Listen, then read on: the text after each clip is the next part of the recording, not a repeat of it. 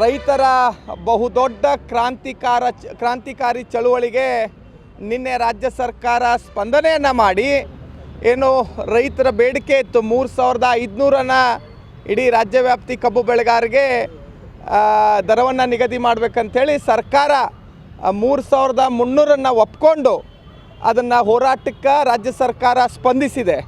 ಅದರ ಜೊತೆ ನಾವು ಇವತ್ತು ರಾಜ್ಯ ಸರ್ಕಾರಕ್ಕೆ ವಿನಂತಿಯನ್ನು ಮಾಡ್ತೀವಿ, ಯಾವುದೇ ಕಾರಣಕ್ಕೂ ಎಲ್ಲರಿಗೂ ಕೂಡ ಇಡೀ ರಾಜ್ಯವ್ಯಾಪ್ತಿ ಎಲ್ಲೂ ಕೂಡ ಇದರ ಮಿತಿಯನ್ನು ಮಾಡೋಕ್ಕೆ ಹೋಗಬೇಡ್ರಿ. ಎಲ್ಲೂ ಕೂಡ ಈ ಕೆಲವೊಂದು ಕಡೆ 11.5 ಇದನ್ನಿದ್ದಂಥವರಿಗೆ ಮಾತ್ರ ಈ ರೀತಿ ನಾವು 3300 ಕೊಡ್ತೀವಂತ ಏನು ಈ ಹೇಳಿಕೆಯನ್ನು ಕೊಟ್ಟಿದ್ರೆ ಅದು ಸಂಪೂರ್ಣವಾಗಿ ರಾಜ್ಯವ್ಯಾಪ್ತಿ ಅನ್ವಯ ಆಗಬೇಕು. ಎಲ್ಲ ರೈತರಿಗೂ ಕೂಡ 3300 ದರವನ್ನು ಸಿಗಬೇಕು.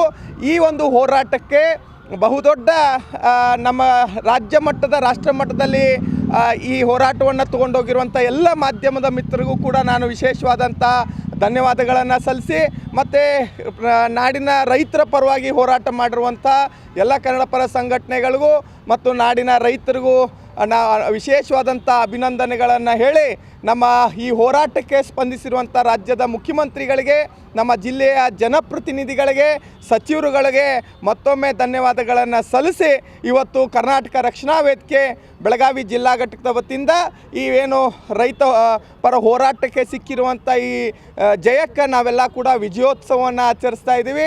ಅದೇ ಥರನಾಗಿ ನಾನು ಹೇಳಿದಾಗೆ ಇಡೀ ರಾಜ್ಯ ವ್ಯಾಪ್ತಿ ಈ ಸರಿಸಮಾನವಾಗಿ ಎಲ್ಲರಿಗೂ ಕೂಡ 3300 ಬೆಲೆ ಸಿಗಬೇಕು ಅಂಥೇಳಿ ನಾನು ಒತ್ತಾಯನ ಮಾಡ್ತಾ ಇದ್ದೀನಿ.